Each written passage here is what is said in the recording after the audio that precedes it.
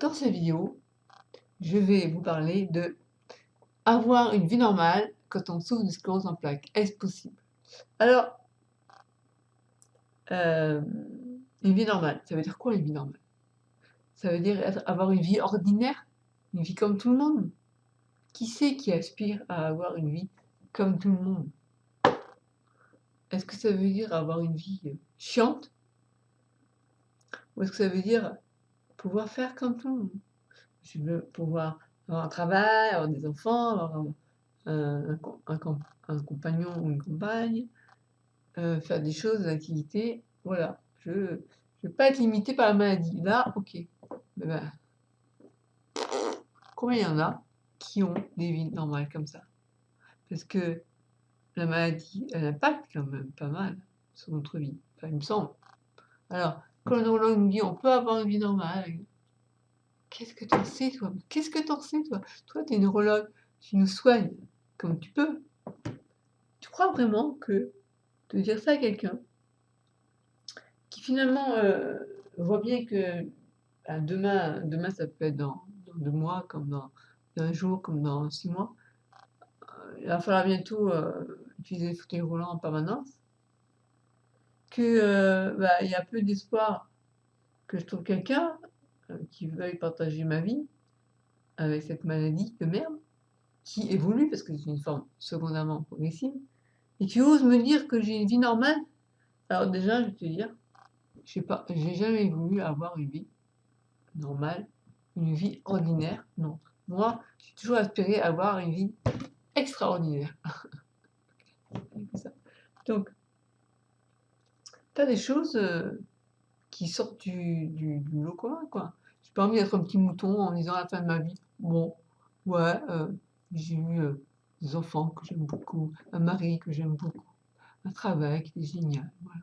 J'ai fait ma vie, j'ai réussi ma vie. Bon, ça aurait été bien, hein, mais c'est pas le cas du tout.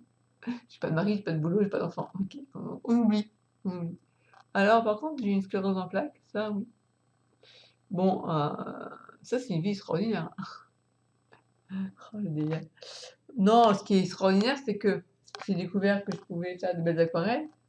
Ça a été du boulot, hein. Je continue d'ailleurs à me former pour ça.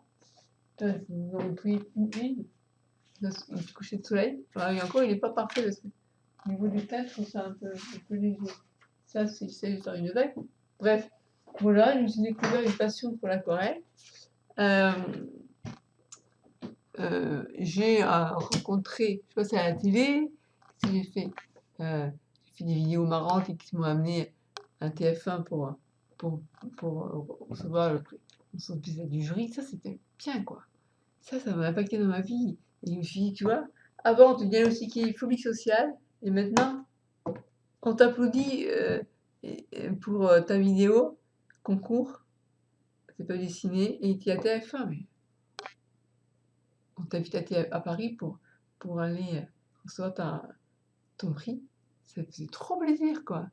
Et je me suis dit, tu vois, ces médecins, ils sont bien plantés.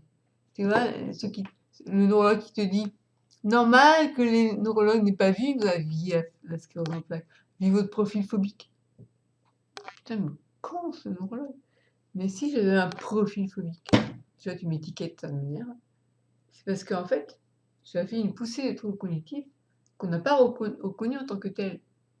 Et j'ai déclaré une phobie sociale parce que je me sens angoissée, qu'est-ce qui se passe, tout ça. Et tu prends les choses à l'envers, quoi. Donc, c'est comme le fameux médecin qui m'avait sorti des conneries. Et pour se dédommager, il avait dit ouais, je suis pas le seul qui n'a pas su que vous aviez une sclérose en plaques, donc je suis excusable, quoi. Ben justement, parce que t'es pas le seul, ça me fout encore plus les boules que toi t'es pas vu, quoi. Putain, mais soyez un peu humble, quoi. Enfin, je sais pas.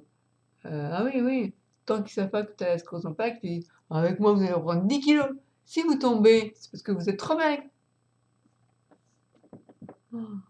Alors après, ils te disent tu peux avoir une vie normale. Mais ma vie, elle n'a jamais été normale. Jamais. Tu sens normal de connaître des abus sexuels entre 6 et 10 ans, d'avoir ton père qui tombe dans le coma pendant un mois, que tu dois t'occuper pendant 30 ans avec ta mère, et après, elle déclare la sclérose latérale amyotrophique, tu t'occupes d'elle, puis maintenant tu te retrouves avec une sclérose en plaques qu'on a reconnue en tant que bénigne après des années en te disant que tu n'avais rien du tout, que tu peux rentrer chez toi, tu n'avais rien, c'était dans la tête, quand tu as pris pour une folle. Tu crois que ça c'est une vie normale? Non. Bref, alors ne lutte pas, on peut avoir une vie normale. Moi, je sais pas, ça plaît aux gens quand on leur dit, ne vous inquiétez pas, hein, vous avez une sclérose en plaques, mais on peut vivre normalement avec une sclérose en plaques. Mais moi, ça m'énerve quand un neurologue me dit ça, quoi. Maintenant, ils me disent plus rien. Hein. D'ailleurs, j'en vois plus, d'ailleurs. 3 ans que j'en vois pas, à cause du Covid.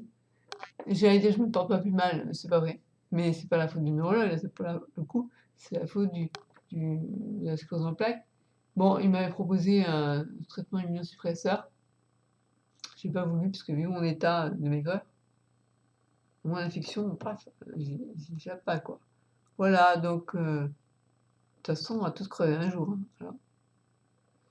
Donc, faites, enfin, vivez ce que vous avez envie de vivre. Avec son sclérose en plaques, je sais, c'est pas facile. Quand on a la sclérose en plaques, il y a des choses qui me paraissent difficiles à réaliser, mais je trouve que ça rend la vie plus intense. C'est-à-dire qu'en fait, pour moi, j'ai vécu donc le coma de mon père, donc il allait mourir, ma mère qui est morte, moi qui ai une sclérose progressive, donc ça, avec la maigreur que j'ai du mal à prendre du poids. J'ai déjà eu cette épreuve plusieurs fois.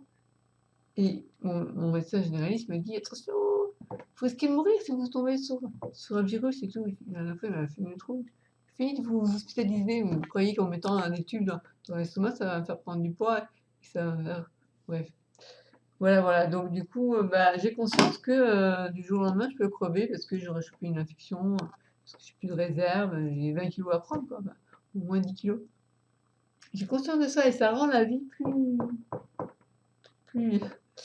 ouais, ouais, on a envie de la vivre de manière plus intense quoi. Et c'est pour ça que je me suis dit: «Je vais pas avoir de regrets». Donc j'ai envoyé une lettre à mon ex-fiancé pour lui dire que j'avais la sclérose en plaques, ce qui a été une des raisons pour lesquelles, bah, on s'est séparés quoi, à l'époque. Bref, voilà, donc dites-moi si vous aussi vous trouvez qu'avoir une sclérose en plaques, avec une sclérose en plaques, on peut avoir une vie normale.